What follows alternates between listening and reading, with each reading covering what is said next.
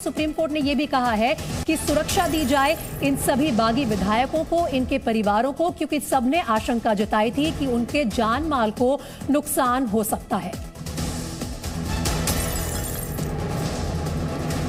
मेरे दो सहयोगी राजू राज और अरविंद सिंह मेरे साथ सुप्रीम कोर्ट से जुड़ रहे हैं। सीधा उन्हीं का रुख कर लेते हैं। अरविंद, सबसे पहले आज कोर्ट रूम की कार्रवाई की जो डिटेल्स आपके सामने आई हैं वो सबके सामने रख दीजिए। दो बड़े फैसले आए हैं, बहुत बड़ी राहत है बागी विधायकों को, क्योंकि अभी 5 दिन के बाद उन्हें अपने नोटिस का जवाब देना होगा अयोग्यता को लेकर, और साथ ही जो सुरक्षा को लेकर उनकी चिंता थी उनको और उनके परिवार को सुप्रीम कोर्ट ने कहा है कि सुरक्षा दी जाए।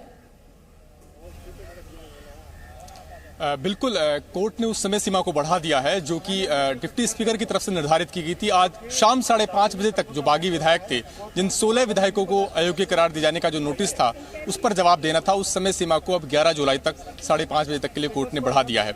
इसका दूसरा मतलब ये हो गया कि जो डिप्टी स्पीकर हैं वो एक तरीके से अयोग्य करार दिए जाने की कार्रवाई में आगे नहीं बढ़ेंगे, क्योंकि बिना जवाब दिए हुए वो किसी को अयोग्य करार दे नहीं सकते। तो इसका मतलब ये है कि 11 जुलाई तक चूंकि समय सीमा को बढ़ा दिया गया है, तो इस दरमियान जो बागी विधायकों पर अयोग्य करार दिए जाने का जो संकट लटक रहा था वो संकट अब एक तरीके से कम 11 जुलाई तक नहीं रहेगा उन पर, और 11 जुलाई तक का उनको वक्त दे दिया गया है। दूसरा ये कि इस मामले में जो उनकी एक आशंका थी कि सुरक्षा को खतरा है, उनके परिवारजनों को खतरा है, उनकी संपत्ति को खतरा है, तो महाराष्ट्र सरकार के वकील की तरफ से भी कोर्ट को अंडरटेकिंग दी गई कि उनकी सुरक्षा का पूरा ख्याल रखा जाएगा। कोर्ट ने इस बात को रिकॉर्ड पर लिया है और ये कहा है कि सुरक्षा सुनिश्चित की जानी चाहिए। इसके अलावा जो दोनों याचिका थी, एकनाथ शिंदे और जो भरत गोगेवाला थे, उनकी याचिका में जो पक्षकार बनाए गए थे उनको कोर्ट ने जवाब दाखिल करने के लिए कहा है। डिप्टी स्पीकर को बताना है कि आखिर उन्हें हटाए जाने का जो प्रस्ताव था उनको वो क्यों नहीं लगा, कि वो एक उसकी ऑथेंटिसिटी पर उनको क्या शक है, उस पर उनको जवाब देना है। इसके अलावा जो अजय चौधरी और सुनील प्रभु जिनकी नियुक्ति पर सवाल उठाए गए थे उस पर जवाब देना है। तो कहीं ना कहीं उनकी तरफ से जो जवाब आएगा उस पर काउंटर एफिडेविट, यानी उस पर जो जवाब दाखिल किया जाएगा उस पर जवाब दाखिल करने के लिए 3 दिन का वक्त और दिया है। यानी 5 दिनों में सभी पक्षकारों को जवाब दाखिल करना है, और उसका जो जवाब आएगा उसका जवाब दाखिल करने के लिए 3 दिन का वक्त और दिया गया है, और 11 जुलाई को सुप्रीम कोर्ट इस मामले को लेकर के सुनवाई करेगा। इसी बीच देवदत्त कामत की तरफ कभी जीतते नहीं है, जो भाग के जाते हैं वो कभी जीतते नहीं है। मैं भी, मुझे थोड़ा पढ़ना है, जो भी अभी का निर्णय हो मुझे पढ़ना पड़ेगा। फ्लोर टेस्टसाठी ते तयार आहेत की नाही हा पहिला प्रश्न आहे। आमची फ्लोर टेस्ट आम्ही सांगितलेले काय आहे। मला वाटतं एकच आहे, फ्लोर टेस्टपेक्षा जो कोणी पळून गेलेला आहे, काही त्याच्यात खरोखर आमचे पण आहेत जे तिथून सतत फोन करतात की आमची सुटका करा, त्यांना फसवलं गेलं आहे, अजूनही ते संपर्कात आहेत, पण ज्यांनी दगाफटका केला त्यांनी डोळ्यात डोळे घालून बोलावं आम्हाला की आम्ही काय चुकीचं केलं। ही माझी त्यांना फ्लोर टेस्ट है। अभी उनका निर्णय है, लेकिन कभी ना कभी तो सामने आने वाले हैं, उनको आंख में आंख डाल के बात करनी ही पड़ेगी। देखते हैं। नक्की आहेत। आता ते तुम्हाला माहिती आहे की तुम्हाला पण तो आकडा माहिती आहे। आदित्य ठाकरे हमारे साथ हैं। आदित्य, लगातार हम देख रहे हैं कि क्या मौजूदा परिस्थिति है। ईडी ने समन किया है संजय राउत को भी, आप लोग क्या इसको राजनीति के हिसाब से देख रहे हैं? नहीं, ये राजनीति नहीं, ये तो भी सर्कस बन गई है। और ये बताइए, एक और सवाल, फ्लोर टेस्ट के लिए आप लोग तैयार हैं? फ्लोर टेस्ट से मुझे सबसे बड़ी टेस्ट यही है, अगर जो भी बागी है, जो भाग के गए हैं, जो खुद को रिबेलियन कह रहे हैं, रिबेलियन करना होता तो यहाँ हिम्मत से करते, राजीनामा देते, रिजाइन करते और सामने चुनाव के लिए खड़े रहते। मेरी बात पूरी होती। दूसरी फ्लोर टेस्ट यही होगी कि मेरे सामने बैठे आंखों में आंखें डाल के बोले कि हमने क्या गलत किया।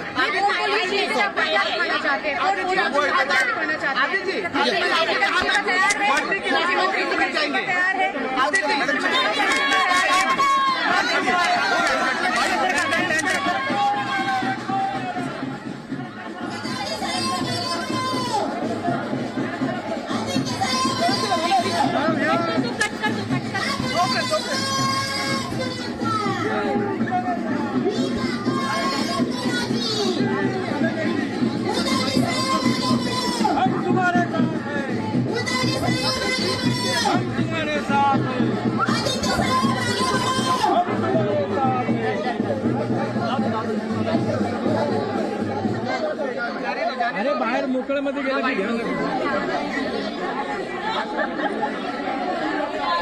विजय आदित्य ठाकरे को सुन रहे थे आप। पहली प्रतिक्रिया आ रही है आज सुप्रीम कोर्ट की कार्रवाई के बाद आदित्य ठाकरे की, और आदित्य ठाकरे कह रहे हैं कि जो विधायक यहां से भागकर गए हैं कभी ना कभी तो उनको सामना करना होगा वापस महाराष्ट्र में आकर, और जो भाग कर गए हैं वो मेरे नजरिए से कभी नहीं जीत सकते। अपनी बात पर अड़े हुए हैं आदित्य ठाकरे, और आज सुप्रीम कोर्ट से कहा जा सकता है कि ये बागी विधायकों को बहुत बड़ी राहत मिली है, क्योंकि अब जो उनकी अयोग्यता पर डिप्टी स्पीकर का नोटिस था जिसकी डेडलाइन आज शाम 5:30 बजे खत्म हो रही थी, उसे बढ़ा दिया है सुप्रीम कोर्ट ने। अब वो भी अपना जवाब 11 जुलाई तक दे पाएंगे, और साथ ही उन्हें सुरक्षा देने के भी कहा गया है सुप्रीम कोर्ट द्वारा। लेकिन इस वक्त जो ये बयान आया है आदित्य ठाकरे का महाराष्ट्र से, अभी अभी आप सुन रहे थे आदित्य ठाकरे को, उन्होंने सुप्रीम कोर्ट की कार्रवाई के बाद एक बार फिर से यही कहा है कि विधायकों को कभी ना कभी तो बात करनी होगी, कभी ना कभी तो वो वापस लौटकर उन्हें आना ही होगा।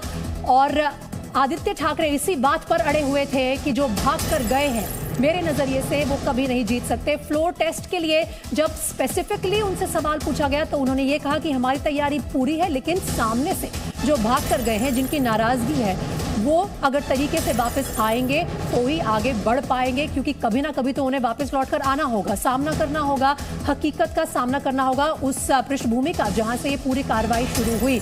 महाराष्ट्र के बागी विधायक गुवाहाटी में बैठे हैं, लेकिन साथ ही ये अब जो लड़ाई है एक तरफ राजनीतिक पृष्ठभूमि पर चल रही है, दूसरी तरफ सुप्रीम कोर्ट में भी लगातार इसकी सुनवाई आज हुई।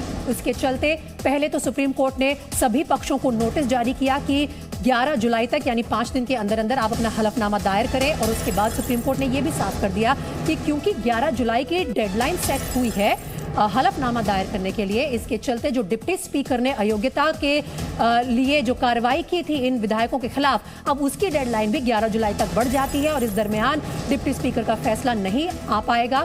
साथ ही इन सभी विधायकों को, इनके परिवार को सुरक्षा भी दी जाए, क्योंकि सभी ने आशंका जताई थी कि उन्हें अपने जान माल के नुकसान का डर है।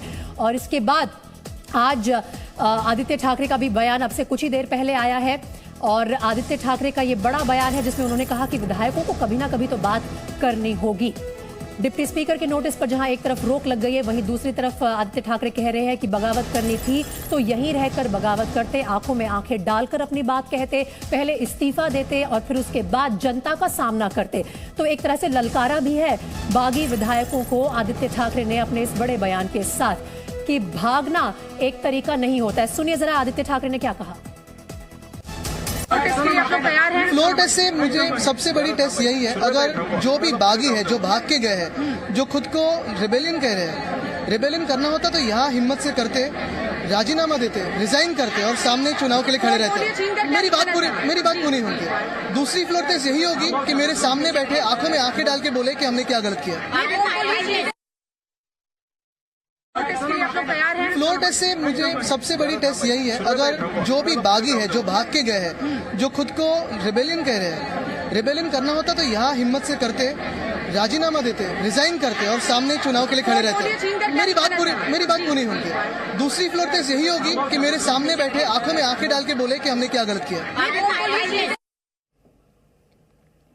तो देखिए आदित्य ठाकरे एक तरह से ललकारे एक बार फिर से उन सभी बागी विधायकों को जो एकनाथ शिंदे के साथ गुवाहाटी में बैठे हैं, कह रहे हैं कि अगर आपको कोई शिकायत थी तो मेरे सामने बैठकर आंखों में आंखें डालकर अपना पक्ष रखना था। जो भागकर गए हैं उनकी कभी जीत नहीं हो सकती। आदित्य ठाकरे का यह बड़ा बयान। एक तरफ सुप्रीम कोर्ट की कार्रवाई और वहां से जो 2 बड़े फैसले आए हैं वो ये है कि इन बागी विधायकों को 11 जुलाई तक की राहत मिली है। साथ ही आदित्य ठाकरे कह रहे हैं कि बगावत करनी थी तो आंखों में आंखें डालकर अपनी बात कहते, मेरे सामने बैठते, और अब भी दगाबाजी करने वाले कभी नहीं जीत सकते। एक बार फिर से रुख कर लेते हैं सुप्रीम कोर्ट का, जहां आज इस याचिका पर सुनवाई हुई और उसके बाद 2 बड़े फैसले सामने आए। मेरे सहयोगी अरविंद हमारे साथ जुड़े हुए हैं। अरविंद, आप कोर्ट रूम में मौजूद थे। एक तरफ तो तलवार लटक रही थी इन बागी विधायकों पर, दूसरी तरफ तलवार एक और खतरे की लटक रही थी खुद डिप्टी स्पीकर पर कि वो कहां तक इसके योग्य है कि वो कोई ऐसा अयोग्यता को लेकर फैसला सुना पाए या नोटिस जारी कर पाए।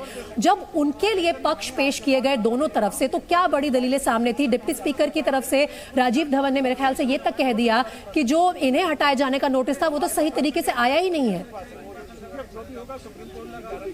बिल्कुल बिल्कुल आपने सही कहा। और सवाल जो सबसे बड़ा उठाया गया था नीरज किशन कौल जो कि इस मामले में बागी विधायकों की तरफ से पेश हुए थे, उनका यह कहना था कि चूंकि डिप्टी स्पीकर को हटाए जाने का प्रस्ताव पेंडिंग है, तो ऐसे सूरत में वो कैसे अयोग्य करार दिए जाने की कार्रवाई को लेकर के आगे बढ़ सकते हैं। बार बार उन्होंने कई फैसलों का उदाहरण दिया। मैं आपको कुछ देर के लिए रोकना चाहूंगी, सुप्रीम कोर्ट की कार्रवाई में क्या कुछ हुआ उसके लिए लौटूंगे आपके पास, लेकिन इस वक्त बड़ी खबर जो आ रही है महाराष्ट्र से वो आदित्य ठाकरे के बयान से जुड़ी हुई भी है और शिवांगी ठाकुर खुद वहां मौजूद थी जिन्होंने वो एक्सक्लूसिव बाइट हमें लेकर दी। एक बार उनका रुख कर लेते हैं। शिवांगी, आदित्य ठाकरे ने आज एक बार फिर से चुनौतीपूर्ण तरीके से और ललकारने के अंदाज से बागी विधायकों को बोला है कि कभी तो लौटकर आना होगा और शिकायतें थी तो आंखों में आंखें डालकर मेरे सामने बैठकर शिकायतें रखते। बिल्कुल प्रीति, देखिए बेहद आक्रामक रूप में नजर आए यहाँ पर आदित्य ठाकरे, और आदित्य ठाकरे ये कहते नजर आए कि अगर वाकई आपको प्रॉब्लम थी, वाकई आपको दिक्कत थी, तो आपने क्यों समय रहते सामने बात नहीं की और इस तरह से आप लोग छिपकर वहां चले गए। हमने कई सवाल लगातार उनको दागे और उनका साफ तौर पर यही कहना था कि हमारी पार्टी अभी भी जिंदा है, शिवसेना अभी भी जीवित है। बीडीडी चौल जहां पर इस वक्त हमारी मौजूदगी है, वो अपने विधानसभा क्षेत्र में आए थे, लोगों से बातचीत की और लोगों को क्या संदेश दिया है कि इमोशनल कार्ड भी खेलने की यहाँ पर कोशिश की आदित्य ठाकरे ने कि देखिए एक तरफ सरकार किस मौजूदा परिस्थिति से गुजर रही है, उसी बीच हम लोग अपना काम कर रहे हैं। जहां तक कि पोर्टफोलियो को लेकर सवाल है, हमने उनसे पूछा कि कैसे कल बागी विधायक उदय सामंत वो गुवाहाटी चले गए, उनका पोर्टफोलियो भी आपको दे दिया गया है, तो उन्होंने कहा हमने अभी हार नहीं मानी है। और जहां तक ईडी का नोटिस संजय राउत को आया है, तो देखिए ये राजनीति से जुड़ा है, लेकिन हम इंतजार कर रहे हैं इन बागी विधायकों के वापस आने का। और फ्लोर टेस्ट की जहां तक बात रही, शिवसेना डे 1 से कह रही है कि हम तैयार हैं, ये बागी विधायक पहले वापस तो आए, उसके बाद बातचीत की जाएगी। कुल मिलाकर आदित्य ठाकरे का ऐसा आक्रामक रूप अब देखने को मिल रहा है जब पोर्टफोलियो उनको एक और मिल गया है और उसके बाद शिवसेना ललकार रही है। देखिए आदित्य ठाकरे एक लौते ऐसे मंत्री बचे हैं जो कि इस वक्त महाराष्ट्र में मौजूद हैं। कैबिनेट में अगर हम बात करें तो एक भी ऐसा मंत्री नहीं है शिवसेना का जो यहाँ पर इस वक्त है, सारे गुवाहाटी में बैठे हैं और उनकी जिम्मेदारी भी बढ़ गई। उसी के साथ साथ लेकिन शिवांगी ये भी दिलचस्प है कि आदित्य ठाकरे शायद पहले ऐसे मंत्री हैं जिन्होंने अपने ट्विटर बायो से मंत्री पद की जानकारी सबसे पहले हटाई थी जैसे ये क्राइसिस शुरू हुआ। उसके बावजूद जब आपने उनसे स्पेसिफिक क्वेश्चन पूछा फ्लोर टेस्ट के बारे में, तब भी थोड़ा घुमा फिरा कर ही जवाब दिया। अब देखिए इस वक्त ये दौर चल रहा है कि खुद आदित्य ठाकरे को और शिवसेना को ही नहीं पता है कि आगे क्या होगा, क्योंकि यहाँ पर अंधेरे में हर एक नेता तीर चला रहा है। जो गुवाहाटी में बैठे हुए हैं वो अपनी बात कह रहे हैं, जो मुंबई में है वो अपनी पूरा जवाब लूंगी। थोड़ी देर के लिए एक बार फिर से अपने दर्शकों को सुना देते हैं कि एग्जैक्टली आदित्य ठाकरे ने क्या कहा जब आपने उनसे वो सीधे सवाल पूछे। सुनिए। फ्लोर टेस्ट से मुझे सबसे बड़ी टेस्ट यही है, अगर जो भी बागी है, जो भाग के गए हैं, जो खुद को रिबेलियन कह रहे हैं, रिबेलियन करना होता तो यहाँ हिम्मत से करते, राजीनामा देते, रिजाइन करते और सामने चुनाव के लिए खड़े रहते। मेरी बात पूरी होती। दूसरी फ्लोर टेस्ट यही होगी कि मेरे सामने बैठे आंखों में आंखें डाल के बोले कि हमने क्या गलत किया। फ्लोर टेस्ट से मुझे सबसे बड़ी टेस्ट यही है, अगर जो भी बागी है, जो भाग के गए हैं, जो खुद को रिबेलियन कह रहे हैं, रिबेलियन करना होता तो यहाँ हिम्मत से करते, राजीनामा देते, रिजाइन करते और सामने चुनाव के लिए खड़े रहते। मेरी बात पूरी होती। दूसरी फ्लोर टेस्ट यही होगी कि मेरे सामने बैठे आंखों में आंखें डाल के बोले कि हमने क्या गलत किया। तो मेरी सहयोगी शिवांगी ठाकुर ने बात की आदित्य ठाकरे से। और शिवांगी, आप अपनी बात पूरी कर लीजिए। हम जब ये जिक्र कर रहे थे कि आदित्य ठाकरे जो है भले ही एकमात्र ऐसे मंत्री बचे हो इस वक्त जो महाराष्ट्र में है, लेकिन ये भी बात साफ है कि कहीं ना कहीं हिला हुआ है उनका कैंप में, ठाकरे परिवार भी हिला हुआ है कि अचानक ये हुआ क्या कि इतने सारे बागी उठकर एकनाथ शिंदे के साथ चले गए, पैरों के नीचे से जमीन खिंच गई। देखिए प्रीति, हिला हुआ बहुत ही छोटा शब्द है। बचा क्या है शिवसेना के पास? सबसे बड़ा सवाल तो यही है, क्योंकि पूरा का पूरा कैंप इस वक्त गुवाहाटी में मौजूद है। मनाने के लिए जो नेता जा रहे हैं वो वहीं रुक जा रहे हैं, वो वापस नहीं आ रहे हैं। तो बचा क्या है? तस्वीरें ऐसी भी हो सकती है कि कल को आदित्य ठाकरे वहां उनको मनाने जाए और वो भी वहीं ठहर जाए। हालांकि ये कहने की बात है, लेकिन आज जिस तरह से आदित्य ठाकरे बोलते नजर आए हैं, दो चीजें साफ हो गई है। पहली चीज, सख्त हिदायत दी गई है उनको अपने पिता की ओर से, पक्ष प्रमुख की ओर से, कि भले ही मौजूदा राजनीतिक स्थिति महाराष्ट्र में जो भी हो, आपको अपने विधानसभा क्षेत्र में जाकर काम करना है। और यही कारण है कि वो यहाँ पर पहुंचे। जब जनता को संबोधित कर रहे थे तो वो यही कह रहे थे कि देखिए हमारी मौजूदा परिस्थिति क्या है, सरकार पूरी तरह से गिरने की स्थिति में है, पार्टी कोलैप्स हो चुकी है, उसके बावजूद हम यहाँ पर जनप्रतिनिधि के तौर पर आप लोगों के बीच आए हैं, आप लोगों की बात सुनने के लिए, अपनी बात रखने के लिए।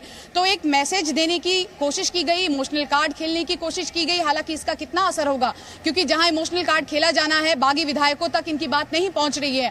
और ये देखना होगा कि कल जब ईडी द्वारा समन दिया गया है संजय राउत को और जब वो ईडी दफ्तर पहुंचते हैं तब तस्वीरें क्या होगी। कहीं ना कहीं कह रहे हैं ये पॉलिटिकल वेंडेटा है, लेकिन इस पूरी कार्रवाई में सबसे बड़ी बात यही होगी कि शिवसेना के वजूद की बात है। कितने दिन ये सब कुछ चलेगा, कितने दिन ये सब कुछ संभलेगा। सुप्रीम कोर्ट में ये पूरा मामला गया है 11 जुलाई, अब इंतजार करना होगा कि आगे क्या होगा। लेकिन ऐसे में एक तरफ यहाँ पर आम जनता महाराष्ट्र की ये सवाल पूछ रही है कि आखिर जब मंत्री यहाँ पर नहीं है तो ये राज्य चलेगा कैसे। और यही कारण है कि देखिए पोर्टफोलियोज कैसे बदल दिए गए, एक दूसरे को यहाँ पर एक्सचेंज कर दिया गया, क्योंकि मंत्री यहाँ है ही नहीं। तो मंत्री जब काम नहीं करेंगे तो राज्य में कामकाज कैसे चलेगा।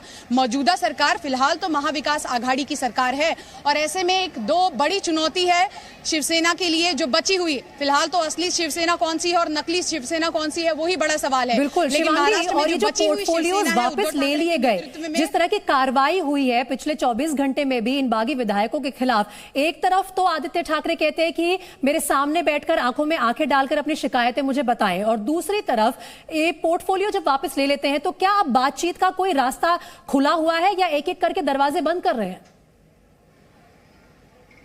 देखिए प्रीति, यही सीधा सवाल हमने आदित्य ठाकरे से पूछा कि पोर्टफोलियो लेकर आप लोग क्या साबित करना चाहते हैं, क्योंकि आपके बागी नेता तो आपकी बात सुन नहीं रहे हैं। आप लोगों ने पूरी कोशिश की, पहले इमोशनली उनको मनाने की कोशिश की, फोन कॉल किया, अपने नेताओं को भी आपने वहां पर भेजा, उसके बावजूद ये आने के लिए तैयार नहीं है। तो ऐसे में क्या पोर्टफोलियो लेने से आपको लगता है कि वो वापस लौट आएंगे? तो उन्होंने साफ तौर पर कहा कि राज्य का जो काम काज है वो तो चलते रहना चाहिए और वो चलेगा ही। Presenting B News app available on Google Play and App Store. Download it now.